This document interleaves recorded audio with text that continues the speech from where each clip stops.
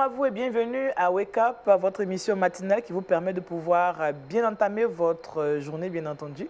Soyez bénis et nous sommes ce matin avec le pasteur Oba Samuel pour la méditation. Shalom, pasteur. Shalom, que Dieu te bénisse. Amen, que Dieu vous bénisse aussi. Amen, amen. Avec vous, nous allons méditer la parole de Dieu. Avant de sortir dans notre maison, c'est important de recevoir quelque chose du Seigneur. Très bien, c'est important de recevoir. Donc, vous allez recevoir beaucoup ce matin. Amen. On va prier en même temps. On va prier. Nous te bénissons, Seigneur, pour tous tes bienfaits. Merci pour ta parole. Bénis tout ce que nous ferions ce matin. Que louange et gloire te reviennent au nom de Jésus-Christ. Inspire-nous au nom de Jésus-Christ que j'ai prié. Amen. Amen. Très belle prière de préparation. Avant de revenir au pasteur, nous allons faire un coucou à Jean-Richard. Bonjour Daniel et shalom à tous. Comment ça va? Très heureux d'être là ce matin. Alors ce matin, on parlera de festival à la rubrique Culture Actu. Effectivement, dans Culture Actu, on parlera du festival chrétien, un festival qui a depuis quelques temps pignon sur rue, on en parlera. Oui. Et puis dans le saviez-vous, on ira en Écosse pour parler des offrandes et des dîmes. Qui ont pignon sur rue aussi. Malheureusement. Non. D'accord. Ok, ce sera tout à l'heure à la rubrique Culture, Culture Actu et le saviez-vous. Voilà. Félicia, toi, tu es là pour nous donner des astuces pour embellir notre journée aujourd'hui. Exactement. Salut Daniel d'abord. Salut ma chérie. Et puis shalom à tous. Aujourd'hui, je vais aborder un sujet assez intéressant. Oui. Pourquoi est-il si important de consommer des légumes? Les légumes. Oui, c'est très important Daniel. Les légumes légumineuses, Les- légumes. Les légumes, l'aubergine et tout. On sait très bien que certains enfants et nous-mêmes les adultes, on n'aime pas du tout consommer les légumes. Oui. Et pourtant, il y a tellement de bienfaits. D'accord, on va les découvrir tout à l'heure au Trickbox. Et puis nous sommes avec le professeur Nguessan Yapi Francis, il est anesthésiste, réanimateur. Voilà, shalom à vous professeur. Shalom. Merci Seigneur de me permettre encore d'être là avec vous. Amen. Donc je suis très heureux dans ce plateau de donner ce que le Seigneur m'a mis à cœur de partager avec la population. Alors vous êtes anesthésiste Et réanimateur. C'est-à-dire l'anesthésie, c'est tout ce qui est mis en place pour que le malade soit opéré sans douleur. D'accord. La réanimation, c'est la suppléance des grandes fonctions. Il n'arrive pas à respirer, il faut l'aider à respirer. Son cœur ne bat pas bien, il faut l'aider. Il est dans un coma profond, il faut soutenir son coma. Ok. En fait, c'est la médecine générale des cas graves. Ah d'accord. Heureusement que Dieu est avec vous. Amen. Avec vous aujourd'hui, on parlera d'intoxication, cette fois de la prise en charge médicale, c'est cela. Voilà, nous sommes présents aussi pour vous accompagner. On espère que vous êtes prêts parce qu'on va passer à la méditation. Vous prenez votre Bible, de quoi noter. Et c'est tout de suite parti pour méditons ensemble.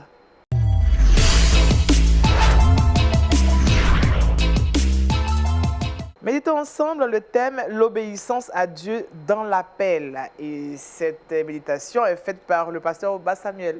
Merci beaucoup. Ah, de quel appel il s'agit ici? Oui, on va comprendre ça mieux tout à l'heure. D'accord. Que Dieu nous bénisse. Amen. Voilà, je voudrais qu'on prenne la Bible avec moi. 1 Samuel chapitre 3.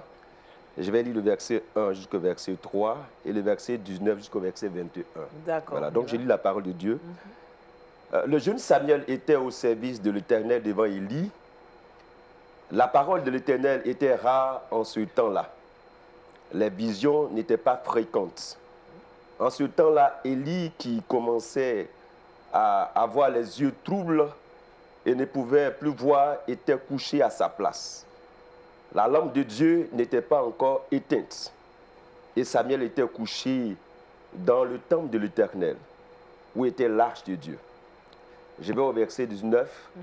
Samuel grandissait, l'Éternel était avec lui, et il ne laissait tomber à terre aucune de ses paroles.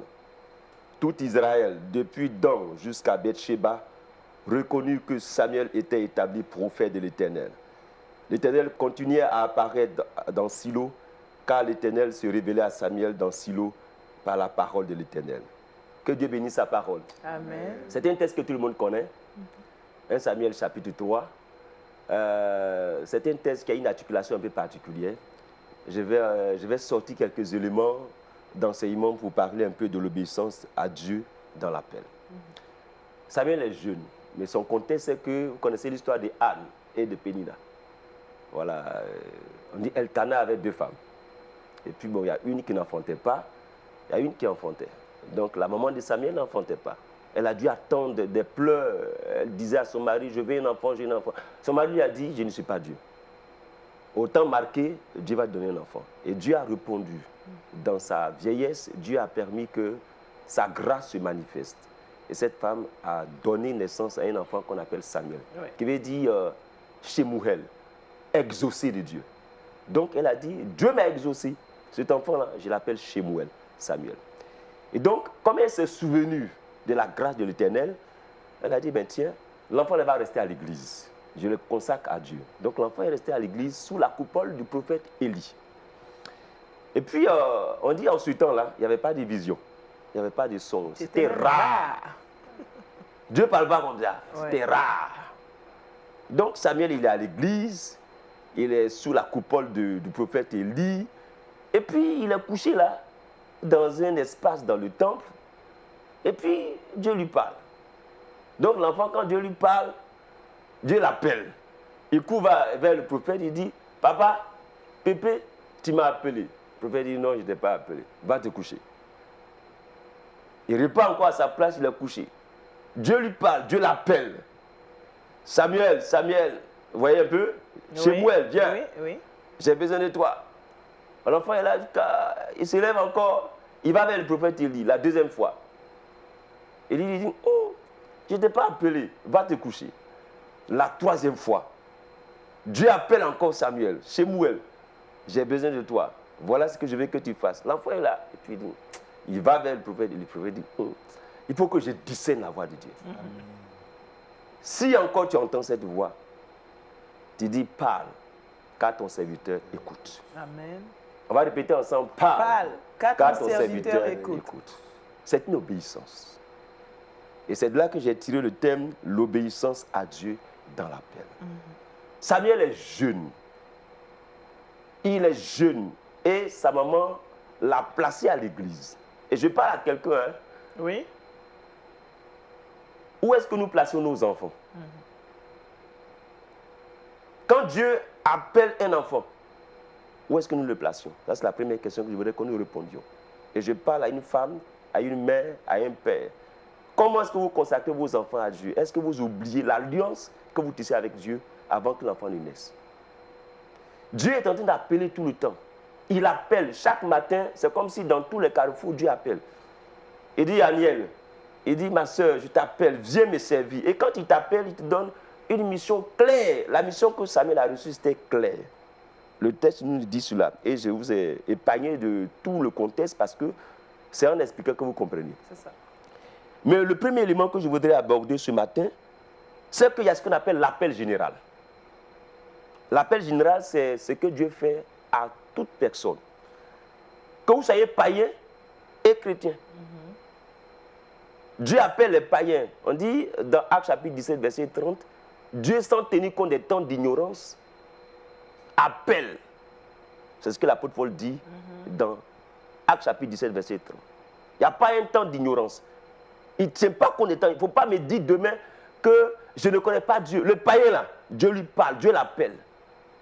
Donc il y a un appel à un premier degré pour les païens, où Dieu attend qu'il réponde à son appel. C'est ce que j'appelle l'appel général. Tout le monde doit répondre à cet appel. C'est sans repentance. Parce que quand Dieu nous a créés, il a laissé une place vide. Il a laissé un espace vide pour lui. Donc chaque matin, il veut que nous répondions pour que lui vienne s'asseoir dans son trône. Malheureusement, Satan se précipite et il s'assoit là. Au point où c'est comme si c'est Satan qui nous a appelés. Or Dieu, c'est lui qui nous appelle. Dis avec moi Amen. Amen. Dis avec moi Amen. Amen. Désormais, si quelqu'un m'entend et qu'il sait qu'un jour Dieu s'est révélé à lui par une voix, par peut-être une main, qu'il sache que Dieu voulait qu'il se donne à lui. Il faut qu'il réponde. Donc, si on s'est entendu sur l'appel général, on va aller sur ce qu'on appelle l'appel spécifique. Regardons le texte. J'ai lu le verset 19. On dit Samuel grandissait et l'Éternel était avec lui. Il ne laissait tomber à terre aucune parole. Voici un jeune qui était dans la maison de Dieu, qui était sous la coupole du prophète Élie. Et quand il a reçu cette révélation à 3 reprises, Le prophète lui a dit, si tu vas une dernière fois là, dis, parle, car ton serviteur écoute. Donc Samuel a fait ça. Maintenant, Dieu lui a donné la mission claire. Et quand vous regardez la mission, la Bible déclare que le prophète Élie lui a dit, j'ai lu le verset 15, Samuel resta couché jusqu'au matin. Puis il ouvrit les portes de la maison de l'Éternel. Samuel craignait de raconter la vision à Élie. Ce qu'il avait vu là, il craignait de lui dire ça. Et la suite du texte dit que le prophète Élie a compris que Dieu appelait cet enfant-là dans une obéissance. Et pour rappeler à nos auditeurs, c'est que le prophète Élie était un prophète irresponsable. Ses enfants s'amusaient à l'église. Ses enfants mangeaient le pain de proposition. Ses enfants, dans le culte, créaient un désordre. Est-ce qu'on se comprend? Oui. Ça veut dire que je parle à un serviteur de Dieu. Dieu appelle nos enfants. Quand ils arrivent à l'église, souvent, les choses qui sont consacrées à Dieu, il y a un laisser-aller. Je parle à un responsable. Les instruments de l'église sont laissés là. Les gens jouent avec ça. C'est ce qui s'est passé dans le contexte d'Élie. Élie était un père irresponsable. Il ne les reprenait pas. Il ne les reprenait pas. Et Dieu a dit au prophète Élie, ce que tu fais là, tu n'es pas un père responsable. Je te confie des grandes choses, mais au soir de sa vie, Élie a commencé à oublier sa responsabilité. Et c'est pourquoi, quand Anne est venue, qu'elle a offert son enfant à Dieu, Dieu, pour appeler Samuel, lui a dit, tu vas donner un message au prophète Élie. Donc, Élie lui a dit, dis-moi ce que Dieu t'a dit. Puisqu'en ce moment, la parole était rare. La parole était là. Donc l'enfant a expliqué au prophète Élie. Regardez son âge. Il a demandé lui son maître. Il va aller. Si c'était un chrétien d'aujourd'hui, tu sais, frère, tu sais là, il commence à mentir. Il faut dire la vérité. Amen. Amen. La vérité affranchit. Quand tu vois une soeur qui vit mal, il y a des choses que tu ne peux pas lui dire. Il faut prier pour elle. Mais quand Dieu te met à cœur de lui dire ce que tu as vu, il faut trouver la sagesse et l'intelligence pour lui partager ça, pour sauver son âme. Parce que c'est aussi l'obéissance dans l'appel. Parce que Dieu peut te dire, va vers cette personne-là, dis-lui ce que je veux qu'elle chante dans sa vie. Tu vas auprès du frère ou de la soeur, tu vas tourner en rond. Regardez Samuel, il est le plus jeune, il est petit. Mais il a devant lui son maître, il va lui dire, papa, voilà ce que j'ai vu, Dieu m'a dit ceci et cela. Par rapport à ta responsabilité dans l'église. Il faut dire Amen. Hein? Amen. Il faut dire Amen. Hein? Amen. Il faut dire Amen. Hein? Amen. Samuel l'a fait, il a été libéré. Amen. Mais j'ai lu le verset 19. Le verset 19 nous dit encore que Samuel grandissait. Tel que sa maman avait aspiré à avoir un enfant, qui soit un enfant qui craint Dieu. Elle a eu cette réponse. Parce que l'enfant, souvenez-vous qu'elle partait tout le temps à Silo. Et même son mari a failli la distraire. Un matin, il a dit, mais il y a quoi à Silo là-bas? Aujourd'hui, il faut rester ici. Elle a dit, non, non, non. Je vais à Silo. Comme je le faisais d'habitude. Parce que ça veut dire que cette femme-là, autant qu'elle a attendu un enfant, elle se souvenait qu'il fallait obéir aussi à Dieu par rapport à son appel. Par rapport à son alliance avec Dieu. Je voudrais terminer mes propos en disant que dans l'appel spécifique, au-delà de l'aspect général que je viens de dire, dans 1 Pierre chapitre 4, versets 7 à 11, l'apôtre Paul parle maintenant de ce qu'on appelle l'appel spécifique. Je vais lire quelques versets. Dans 1 Pierre chapitre 4, verset 7, je lis la parole. La fin de toutes choses est proche. Soyez donc sages et sobres pour vaquer à la prière. Avant tout, ayez les uns pour les autres un ardent amour, car l'amour couvre une multitude de péchés. Exercez l'hospitalité les uns et les autres, sans murmure, comme de bons dispensateurs de la grâce de Dieu, que chacun de vous mette au service des autres le don qu'il a reçu. Amen. Ça veut dire quoi? Dans l'appel spécifique, je vais dire que quand Dieu t'appelle, nous tous nous avons été appelés, Dieu te confie maintenant un appel spécifique. Là, on parle des dons spirituels. Amen. Voyez-vous, on a dit que les visions étaient rares. Mais regardez ce que Dieu fait. L'enfant est petit, mais il devient prophète. Il a déjà commencé dans il a commencé à exercer son don de ministère, prophète. Donc, l'apôtre Pierre nous dit que chacun mette au service des autres le don qu'il a reçu de la part de Dieu et qu'il l'exerce avec amour. Et nous sommes responsables du don que Dieu nous donne. Amen. Si tu as le don de miséricorde, il faut l'exercer avec amour. Si tu as le don de délivrance, il faut l'exercer avec amour. Si tu as le don d'hospitalité, j'ai dit que tous ces dons sont dans l'Église pour un but bien précis. Donc c'est un appel, c'est spécifique. C'est au-delà de l'aspect général où Dieu appelle tout le monde à la repentance. Et je voudrais dire à quelqu'un de ne plus faire malin. C'est le terme qu'on utilise. Dans l'Église, nous sommes un corps. Et je le disais la semaine dernière que nous sommes un corps. Et dans le corps, chacun doit faire sa partie. Le pied ne peut pas dire à l'œil, je ne peux pas t'aider. La main ne peut pas dire au pied, à l'orteil, je ne peux pas t'aider. Chacun met son don au service de l'Éternel. Je veux dire à quelqu'un, vraiment, tu as été appelé. Dieu t'a appelé pour le servir. Maintenant, il t'a donné un don. Et que ce don-là, tu le mettes à son service. Ne fais pas malin avec ça. Il ne faudrait pas qu'on t'appelle. Il ne faudrait pas que le pasteur t'appelle pour dire tu es où? Au groupe musical. Il est 19h, tu n'es pas encore là. Il est 16h, il y a une rencontre. Toi, tu joues aux instruments. Il faut qu'on t'appelle tout le temps. Il faut une obéissance à l'appel divin. Et quand tu es en train de le faire, la Bible déclare que l'obéissance vaut mieux que les sacrifices. L'obéissance, c'est quoi, ma soeur? C'est le respect pour Dieu. Oui. On a l'impression que dans l'église, les gens font les choses pour le pasteur. On a l'impression que dans l'église, les gens font les choses pour la sœur. Non. Si Dieu t'a appelé, c'est lui à qui tu dois rendre compte. Que Dieu nous bénisse, qu'il nous aide Amen. pour que désormais, nous soyons obéissants à Dieu dans son appel. Que ce soit l'appel général, que ce soit l'appel spécifique. Que Dieu nous bénisse. Amen. On a beaucoup entendu ce matin l'obéissance à Dieu dans l'appel. Je pense que nous devons obéir à Dieu, quel que soit l'appel que nous avons sur notre vie, ce que vous venez de dire. C'est ça. Même si c'est un appel pastoral, Ouais. un appel... en tout cas, il faut obéir à Dieu. On ne dit pas que c'est difficile. Parce que bien souvent, on a beaucoup de préjugés. Il y en a qui veulent dire, non, moi je veux seulement chanter, je ne veux pas être prédicatrice. Moi, je veux seulement faire ceci, je ne veux pas faire cela. Qu'est-ce qui emmène les gens à ne pas obéir justement là? Mais j'ai répondu à cela. C'est-à-dire qu'on ne peut pas tout faire à l'église.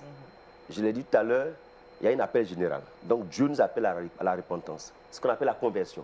Quand on est converti, le Saint-Esprit maintenant nous donne ce qu'on appelle les aspects spécifiques. Mais il y a des gens qui refusent de l'appel, qui disent non, moi je ne peux pas faire ça parce que c'est trop difficile. Non, automatiquement, quand tu as reçu l'appel général, qui est notre conversion, le Saint-Esprit va donner un don.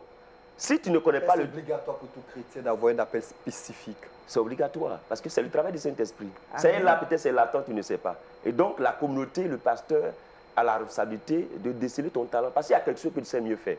À l'église, certaines personnes, quand ils prennent le tam-tam, ils ne sont pas allés à l'école du tam-tam, mais ils vont te taper très bien.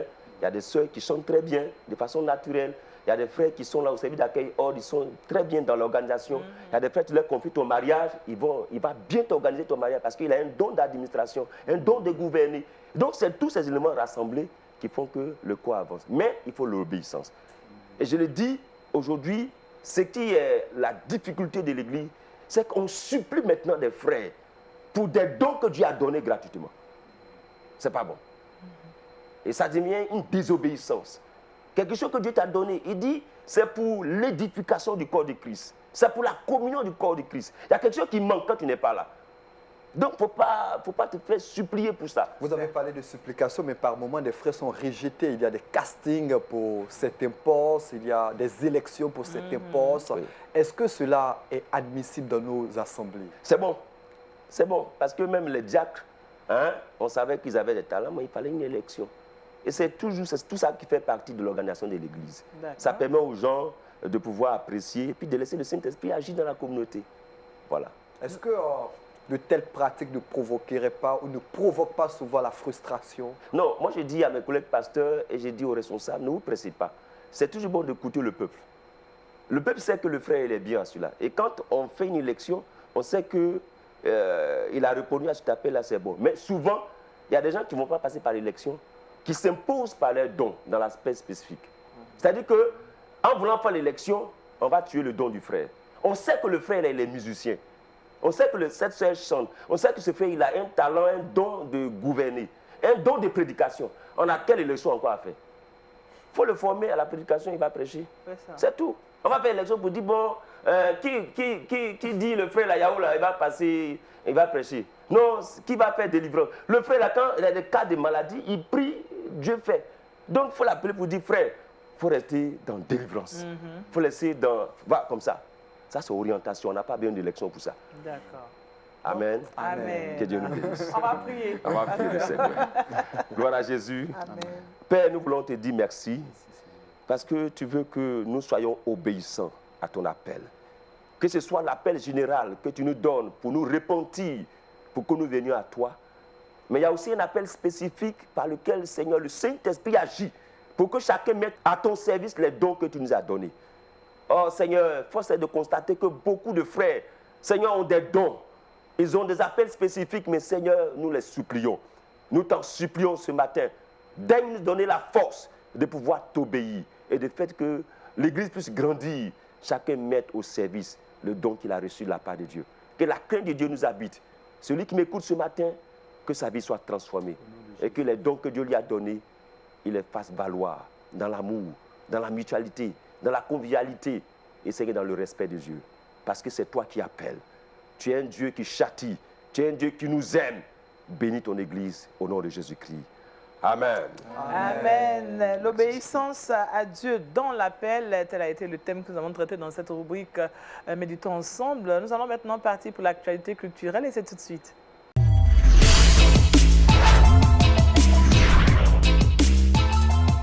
Merci au pasteur pour la méditation. Jean-Richard, tu nous parles de festival de musique chrétienne et de cinéma. Effectivement, à travers cette présentation de ce festival international de musique et de films chrétiens, c'est une interpellation que je souhaiterais faire au corps de Christ. Eh bien, je présente d'ores et déjà ce festival, le Festival international de musique et de films chrétiens d'Orlando. C'est un festival qui a lieu chaque année au mois de mai. La dernière édition a eu lieu du 1er au 4 mai dernier dans la ville d'Orlando. Je précise qu'Orlando, c'est une ville de l'État de Floride du côté des États-Unis. Eh bien, depuis 2012, ce festival a été créé. Eh bien, d'année en année, ce festival se révèle être une puissante réussite. Et pour cause, figurez-vous que plus de 200 films chrétiens ont été présentés lors de ce festival. Et au-delà de 200 films chrétiens, il y a plus de 1000 candidatures de films chrétiens. Il faut dire qu'aujourd'hui, c'est vrai qu'on présente par moment des films chrétiens. On parle des films chrétiens qui se portent bien, du cinéma chrétien qui explose véritablement à travers le monde. Mais ce qu'on oublie par moment de dire, c'est que par moment, les diffuseurs chrétiens ont du mal à présenter leurs films. Il manque notamment des rencontres pour faire la promotion des films chrétiens. Eh bien, cette plateforme est une véritable réussite parce qu'elle réunit chaque année plus de 200 films. Et on a eu l'occasion de présenter à travers ce festival des films tels que Run the Race, qui est une grosse réussite du côté des États-Unis. C'est un film qui est sorti le 22 février dernier. Des films tels que Graham ont été présentés, Iceland ont été présentés, de grosses réussites. Mais il y a des films qui, par moments, étaient méconnus et pourtant il y avait quelque chose d'assez spécial dans ces films. Eh bien, ce festival a permis à ces diffuseurs, à ces chrétiens, à ces promoteurs, à ces réalisateurs, à ces scénaristes chrétiens de se mettre en valeur et de trouver, pourquoi pas, des mécènes pour sponsoriser leurs films.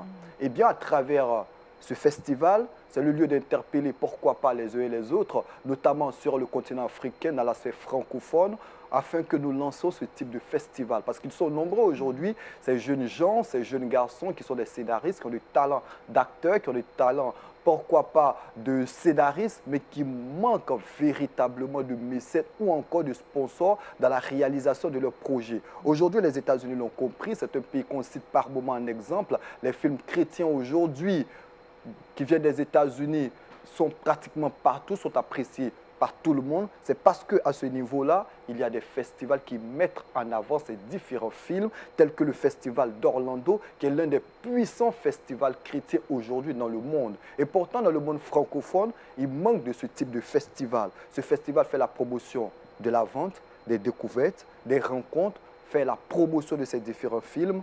Donc, ce qu'il faut retenir tout simplement, c'est qu'il y a un festival aujourd'hui qui existe du côté des États-Unis. Voici seulement 7 ans que ce festival existe, mais déjà près de 1000 candidatures chaque année pour des films chrétiens et 200 films en 3 jours ont été présentés et cela permet au corps de Christ de découvrir les nouvelles sorties de films. C'est le lieu donc d'interpeller le corps de Christ dans l'aspect francophone afin que nous puissions lancer ce type de festival pour permettre à toutes ces personnes qui ont des talents de créateurs, et là je parle sous la coupole du pasteur Oba, qui en sait forcément quelque chose, afin que toutes ces personnes qui ont des moyens puissent le mettre à la disposition des personnes qui ont ce talent-là. Parce que, je veux le rappeler, les films ont contribué à amener plus de 400 millions de personnes à Jésus-Christ. Le film Jésus lui seul, Jésus, le film qu'on connaît, a envoyé plus de 200 millions de personnes à Christ. Amen. Et les films, de façon générale, ont envoyé plus de 400 millions de chrétiens à Jésus-Christ.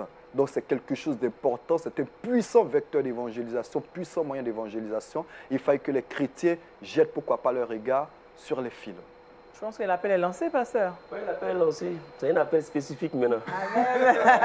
Donc, il faut obéir à Dieu dans cet appel Moi, spécifique. j'ai obéi à Dieu. Amen. Je suis pasteur, je suis implanté d'église apôtre, mais quand Dieu m'a montré l'appel spécifique au niveau des arts chrétiens, j'ai obéi, je suis allé me faire former pendant 6 ans. Aujourd'hui, je suis au département de théâtre. Et puis maintenant, j'ai créé Centre national de théâtre et de cinéma chrétien pour le corps de Christ en formant tous ces métiers d'art chrétien. Amen. Mais je crois bien que j'ai atteint 50% de mon objectif. D'accord. Maintenant, j'appelle mes collègues pasteurs pour qu'on puisse aider les Aider églises. les autres. Ouvrir Parce les qu'au- églises. Aujourd'hui, l'art peut apporter beaucoup. Est méprisé, est Oui. méconnu, en Oui. fait, en Afrique francophone. En matière Mais- même, au plan chrétien surtout. En plan chrétien. Mais ce que je voulais dire par rapport à ce qu'il venait de nous donner, on ne peut pas aller au cinéma sans passer par le théâtre. Ceux qui réussissent au cinéma sont des grands comédiens au théâtre. Donc, D'accord. pour réussir les films chrétiens dont il est en train de parler, il faut que les gens passent par la vague de la formation du théâtre. D'accord. Ils vont réussir au cinéma. Donc, c'est ce travail que je suis en train de faire. Je prie que vous me soutenez dans la prière. On va le faire. Et quelque chose va se passer d'ici 5 ans. Amen. Dans la prière, mais aussi financièrement. Financièrement. Parce Non, y a que pas de c'est... problème. Parce que L'argent, moi, je n'écris pas ça. Non, Parce que c'est juste... vrai qu'on peut avoir les idées, mais la réalisation Je des te films, ça dis, coûte. je te coupe pas la parole, c'est les idées qui envoient l'argent. Quelqu'un va avoir des milliards, hein, et puis ça va disparaître. Aujourd'hui, j'ai des idées, je n'ai pas l'argent. Mais je sais que le fait que j'ai des idées, je vais atteindre mon objectif. Amen. Maintenant, je parle à un producteur qui veut me soutenir maintenant, parce qu'il y a des idées. D'accord. Donc, on va trouver un autre cadre pour parler au producteur. Merci, Pasteur Oba, vivants vraiment, bénéficient, voilà. pour cette contribution. Jean-Richard, merci aussi pour ces informations. En tout cas, il faut aussi mettre les films chrétiens, tout qu'on fait, apporte beaucoup au corps du Christ, mais aussi attire beaucoup de monde dans la maison de Dieu. C'est Nous, ça. vraiment, nous saluons. Une petite question à Jean-Richard. Oui. Cette journée, la journée de l'évangélisation en Côte d'Ivoire, on ne peut pas utiliser ça déjà pour C'est le 25, non? vraiment peut-être lancer chacun Un son nous donne- concept, oui, voilà, un festival. comme festival un peu partout. Je pense que c'est une Je pense que proposition. ça doit être... il faut que, oui. C'est pourquoi j'ai dit d'entrée de jeu, c'est une présentation, mais aussi une interpellation. Ah oui. Donc j'espère que bon, voyez la l'idée a été réalisation. émise, peut-être que certaines personnes vont Donc, saisir. Le pasteur a dit, donc il faut qu'on envoie ça maintenant à la réalisation. On est tous disposés. Par la grâce de Dieu, nous sommes sûrs que ça va se faire parce que Dieu ne fait rien au hasard. Un Vraiment. grand moyen d'évangélisation. Merci. Voilà, l'art chrétien aussi a un mot à dire dans cette grande sphère. Et puis je pense qu'à travers ce que nous disons, Dieu doit être glorifié en toutes choses. Nous allons fermer cette page pour parler maintenant de santé et même de bonne santé. C'est tout de suite la bonne santé.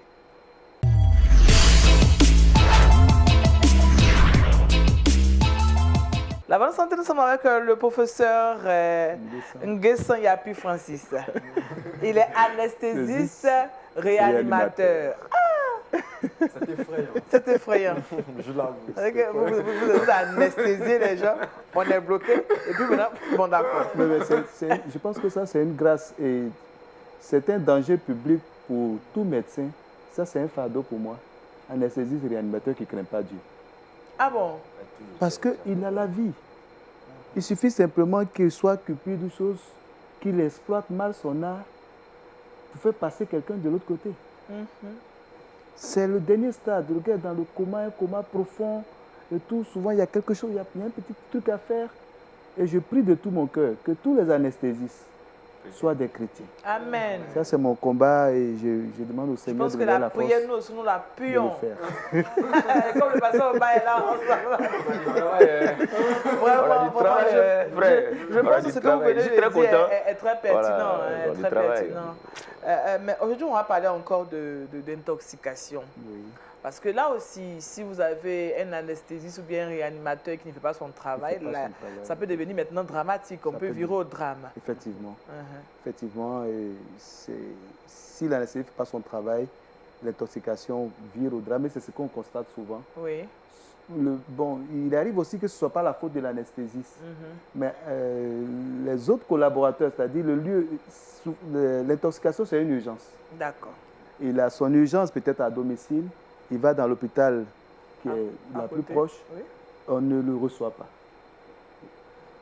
Ou bien on dit qu'il n'y a pas de place, il va encore dans un autre, il n'y a pas de place. Finalement, quand il arrive au réanimateur, c'est déjà pratiquement trop tard. Parce qu'on a perdu du temps. Parce qu'on a perdu du temps, alors qu'il ne faut pas grand-chose pour faire. J'interpelle aussi tous les autres médecins. Il faut avoir quelques notions d'urgence. Régler l'urgence d'abord avant d'envisager d'évacuer le malade chez le spécialiste. C'est important. C'est très important pour nous tous. Surtout en matière d'intoxication. Surtout en matière d'intoxication. Et pour l'intoxication, comme vous l'avez dit, dans la prise en charge, il y a 4 volets. Le premier volet de cette prise en charge, c'est les symptômes.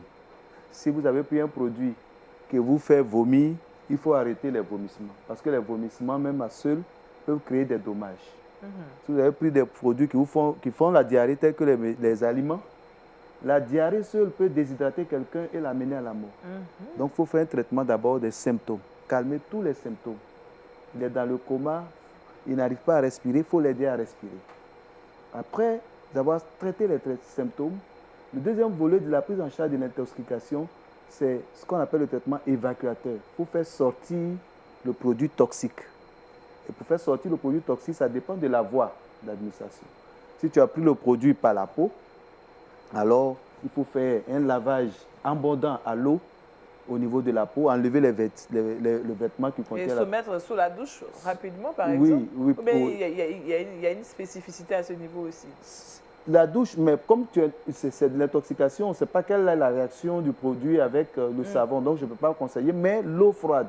L'eau, uniquement le bain à l'eau, enlever les habits ou bien la tenue qui contient le produit toxique est très recommandé. Quand vous prenez aussi le produit dans l'œil, il faut laver abondamment l'œil avec de l'eau. Après avoir évacué peut-être au niveau de la peau, quand c'est au niveau digestif, on a au niveau du tube digestif, on a 2 méthodes. La première méthode, je l'avais évoquée, c'était des produits qu'on appelle comme le charbon, qui viennent dans le tube digestif, ce sont les absorbants. Eux, ils attirent tout ce qui est dans l'estomac vers eux pour empêcher l'absorption. Donc, on peut prendre ce charbon qui attire le produit et qui nous donne de l'évacuer sans passer par dans d'autres organes. Ou bien, on peut faire ce qu'on appelle un lavage gastrique. Ça, c'est nous-mêmes qui prenons un tuyau. On envoie de la gorge jusqu'à l'estomac. Ça fait mal? C'est sous anesthésie. C'est ça notre domaine. Heureusement que vous êtes là. Voilà, c'est sous anesthésie. Et ce tuyau arrive à l'estomac. On fait un lavage, c'est-à-dire on envoie du liquide, on rejette, on rejette jusqu'à ce que l'estomac soit totalement limpide. Et même on analyse les débris de l'estomac pour voir si effectivement le produit toxique est dans ce liquide de l'estomac. Quand on a évacué le produit, c'est vrai qu'on l'a évacué, mais il y a certains qui sont passés. Quand le produit est passé et que les toxines sont en train d'agir, parfois pour certains produits, on a des traitements antidotes. L'antidotique, on dit le traitement antidotique. Voilà. Malheureusement, il n'y a pas trop d'antibiotiques, il n'y a pas trop d'antidotes tant que ça pour ces produits, mais pour ceux qui existent, on peut utiliser les antidotes, notamment pour certains produits, on met l'antidote. Et après le traitement antidotique, le dernier volet de la prise en charge, c'est ça qu'on appelle le traitement épurateur. L'organe a été intoxiqué, il faut vraiment épurer tout l'organisme de ce produit. On peut soit envoyer beaucoup d'eau dans la circulation pour donner à notre cœur ou bien au rein d'évacuer ce produit. Ou bien on fait simplement la dialyse. C'est une autre méthode également d'évacuer. Donc 4 méthodes dans la prise en charge de l'intoxication. Symptômes, traitement symptomatique, traitement évacuateur, traitement antidotique et traitement épurateur. D'accord, par la dialyse. Voilà, par la dialyse. Alors, professeur, pourquoi est-ce que vous n'évoquez pas le côté vomissement? Parce qu'on se dit que quand on vomit, quand on rend, ça va certainement réduire la quantité de produits dans l'estomac, quelque chose comme ça. Effectivement, les vomissements sont très dangereux parce que dans le tube digestif, avant d'arriver à l'estomac, il y a l'œsophage, qui est très sensible à l'acide de l'estomac. Donc, la voie de retour même est déjà crée des dommages naturels. Quand on vomit, vous voyez même naturellement, quand quelqu'un vomit assez, il y a des douleurs à la poitrine. C'est l'œsophage qui est blessé. Oui. Donc, l'organisme ne supporte pas ces vomissements. Maintenant, si en plus de ces produits de l'estomac, il y a des toxiques qui peuvent, par mégarde, passer encore dans les poumons, ça crée plus de dommages. Donc, il n'est vraiment pas conseillé de provoquer les vomissements. Et ce qu'on utilise d'ailleurs, je l'avais évoqué encore, l'huile rouge est encore plus grave parce qu'elle empêche l'organisme, elle bloque les défenses de l'organisme et aggrave les problèmes respiratoires de ces patients qu'on fait vomir. D'accord. Vraiment, l'intoxication est à éviter complètement. Oui, il faut l'éviter au maximum. Parce que parfois, c'est un drame. C'est là qu'on se rend compte qu'on est humain. Si on avait la capacité de revenir en arrière pour dire autant, gagner quelques minutes en avant, on regrette. C'est quelqu'un qui était apparemment, il y a 1 minute, en bonne santé, qui peut passer de l'autre côté en quelques minutes pour une faute qu'on peut éviter. Donc, pour ce faire, j'encourage la population à adopter des mesures préventives, notamment nos produits phytosanitaires doivent avoir un lieu spécifique. Et déjà, les enfants, après un certain âge, ils ont un niveau de compréhension et de compréhension. C'est pour ça que je suis très content d'être auprès des frères qui font de l'art. À chaque niveau de croissance, il y a des manières de leur expliquer que le produit est toxique. Donc, à chaque niveau, il faut leur expliquer. Et aussi, il ne faut pas qu'ils aient ce produit à portée de main. Il faut les mettre dans des lieux où ils ne peuvent pas avoir accès. D'accord, que les médicaments... Les médicaments doivent être dans des placards fermés en hauteur. En hauteur. De même que les produits phytosanitaires. Il faut jamais changer l'emballage. Oui. Au moins, l'emballage peut nous indiquer, mais quand on change, vous prenez une bouteille d'eau, vous mettez le produit dedans, c'est très dangereux. Genre, vous prenez une bouteille plastique, vous ajoutez de l'eau de javel. De l'eau de javel. Oh, peut-être cette bouteille peut être mise au réfrigérateur, donc l'enfant il prend et puis c'est parti. Jusqu'à mettre au réfrigérateur, on a eu des cas comme ça. Oui. Mais surtout, il y a un petit détail que je vais donner au niveau des médicaments. On y va? Il ne faut jamais prendre le risque de dire à l'enfant que le médicament a ses bonbons. Ah, les mamans, oui. Ah oui, on le fait souvent. On veut le blaguer. Ah, mais c'est tellement bon, c'est un bonbon. Si vous avez montré à cet enfant que c'est un bonbon, il va chercher ce bonbon-là. En tout cas, je me souviens, il y a une dame qui a fait ça. Il y avait en son temps un médicament qui faisait de grippe, qui faisait vraiment dormir. Oui. Et voulant donner à l'enfant, non, justement, quand elle a dit que c'était un bonbon, quelque chose comme ça. Et l'enfant, à côté, c'était bien sucré. Et quand la mère s'est endormie, tard la nuit, l'enfant s'est levé, il a pris le bonbon, il a pris le sirop. Vraiment, il en a assez pris. Et le matin, tout le monde se réveille, l'enfant dort. À 10 ans, il continue de dormir. C'est là qu'on va se rendre compte que le sirop, heureusement, il n'a pas rangé comme il se devait. C'est là qu'on a su que l'enfant venait de... Mais vraiment, il a dormi. Il a vraiment dormi. Heureusement, parce que ces produits pour dormir ont un effet secondaire, c'est une dépression respiratoire qui peut emporter ces enfants. Si j'ai l'occasion de parler des essoufflements, des arrêts de la respiration chez les enfants, je vais vraiment peut-être m'étendre sur ce sujet aussi, qui est un problème on va trouver l'occasion. Est-ce que manger à outrance peut favoriser l'intoxication? Trop manger beaucoup, tout à la fois. Non, en fait, c'est ce qu'on mange. Le produit, ce qu'on mange, quand on le laisse à l'air libre, en fait, dans l'environnement, il y a une putréfaction qui continue. C'est pour ça qu'il ne faut pas... Il faut arrêter d'abord le processus de putréfaction en mettant dans un lieu humide, pratiquement dans le frigo, à garder, ou bien réchauffer. Mais manger beaucoup n'est pas le problème, mais garder cette nourriture, garder la nourriture peut-être pendant les festivités, on prépare peut-être la veille, On garde ça pour prendre ça au mariage vers 18h le 18 soir, heures, oui. à l'air libre. Et ça peut être source d'intoxication. Certaines personnes disent à tort ou à raison également que le mélange de certains produits dans le corps favoriserait l'intoxication. Est-ce que c'est une info, c'est une intox? Une intox. Par exemple, on vous présente, par exemple, je prends un cas vraiment qui est souvent démontré, la bière. Quelqu'un qui prend de la bière, qui mange aussi de la tiéké. On dit que ça crée un poison dans le corps. Par exemple, c'est un exemple que je donne. Ou bien une boisson. C'est un fruit avec du lait. Voilà, c'est un fruit avec du lait tel que. C'est un fruit avec des boissons, des sodas, par exemple. On dit que ça peut causer de l'intoxication. La preuve scientifique de ces mélanges n'est pas bien définie. Mais chaque produit a des réactions. D'accord. Et chaque produit réagit avec l'organisme. Et souvent, on peut prendre des produits qui donnent des réactions contraires. Les boissons gazeuses irritent l'estomac et favorisent les remontées. Si vous prenez des aliments peut-être un peu liquides, par-dessus, ça peut peut-être aggraver ou bien perturber peut-être l'absorption et exacerber. Mais vraiment, les preuves scientifiques de tout ce qu'on nous donne sur les réseaux sociaux, ne sont pas encore avérées. D'accord. Toujours dit qu'il faut faire attention à ce qu'on mange et puis prendre soin de soi. Oui. Pour ne pas arriver de l'autre côté. Yes. Merci, professeur Nguessan Yapi Francis, pour toutes ces informations. La prise en charge médicale en cas d'intoxication, c'est le thème que nous avons traité. Merci pour tout ce que vous avez eu à nous dire. Il faut désormais faire attention, bien ranger les médicaments, tous les produits ménagers pour éviter que nos enfants vraiment soient intoxiqués. Merci, professeur. Merci au Seigneur.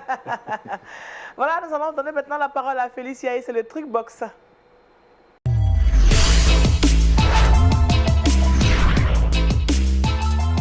Félicia, Oui. tu as de belles choses pour nous. Oui, exactement.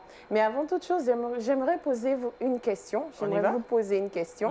Il y a deux catégories de personnes. Il y a des personnes qui aiment manger vraiment très gras, comme des pâtes, attiéké, poisson. Chez nous, ici en Côte d'Ivoire, on mange beaucoup de l'attiéké avec beaucoup de gras. Et il y a d'autres personnes qui aiment manger des sauces comme la sauce aubergine, la sauce feuille. Moins gras. Moins gras. Voilà. Dans quelle catégorie vous vous trouvez? Moi, je suis dans, je sais pas, ça dépend de ce qu'on me propose. Un peu au milieu. Un peu au milieu, voilà. J'ai fait un peu l'équilibre des choses. Exactement, un peu léger. Ah, Jean-Richard, oui, ça se voit. Exactement.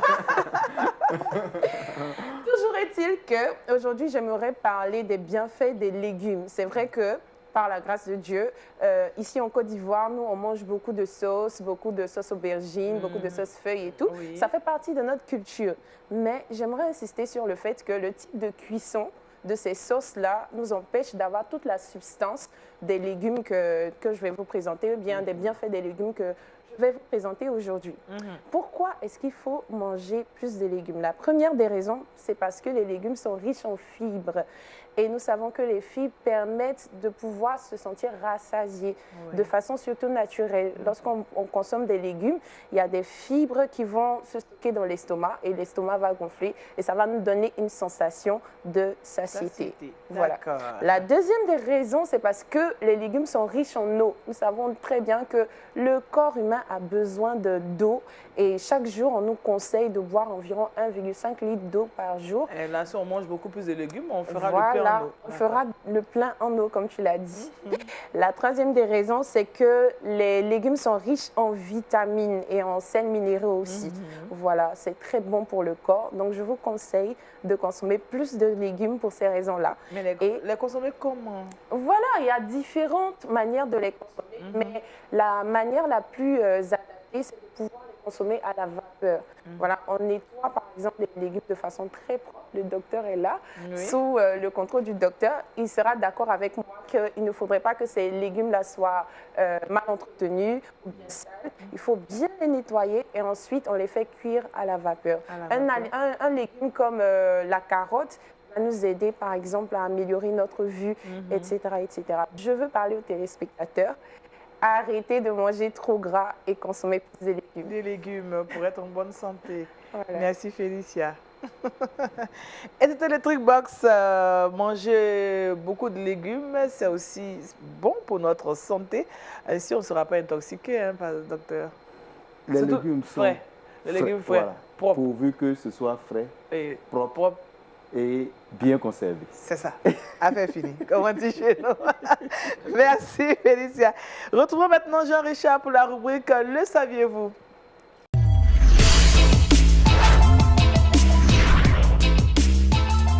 Alors, Jean-Richard, tu nous conduis en Écosse pour cette rubrique. Effectivement, je vous conduis en Écosse. Je précise que l'Écosse fait partie des 4 nations qui constituent le Royaume-Uni. C'est un pays, c'est vrai, on en parle très peu, 5 millions d'habitants, 78 000 km². C'est un tout petit pays, mais c'est un pays à majorité chrétienne. C'est vrai qu'aujourd'hui, on estime à moins de 50% les chrétiens, les sans religion sont autour de 40%. C'est-à-dire qu'aujourd'hui, la foi est en chute libre dans ce pays. Et aussi, les églises sont en difficulté financièrement. Et parce que très peu de personnes aujourd'hui dans ce pays payent leur offrande ou encore leur dîme. Au regard donc de cette situation, l'Église d'Écosse était en assemblée générale il y a de cela quelques semaines. Et vous le voyez sur cette photo, cet homme que vous voyez s'appelle David Lynch. Il est le coordinateur de l'intendance de l'Église d'Écosse. Et vous voyez un appareil dans sa main. Cet appareil s'appelle le Good Place.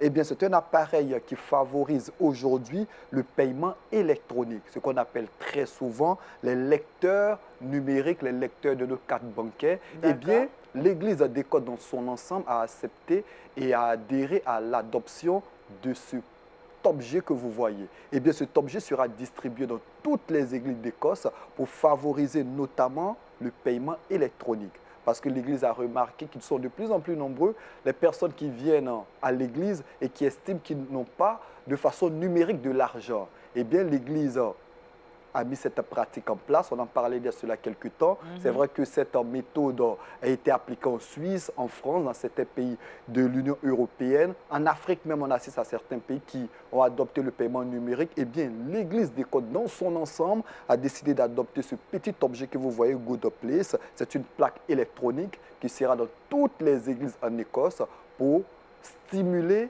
les uns et les autres quant à payer leurs dîmes et leurs offrandes. Certaines personnes ont critiqué la pratique, certaines personnes sont pour la pratique. N'empêche que nous, on tient à présenter cette pratique-là, afin que le corps de Christ soit informé de ce qui se passe dans l'Église en Écosse. Alors, c'est sûr qu'on a parlé déjà des offrandes numériques et je pense Effectivement. que ça fait partie des offrandes numériques. Je pense que c'est une occasion aussi pour permettre aux autres de pouvoir contribuer quand même à l'avancement de l'œuvre de Dieu, pasteur. C'est ça.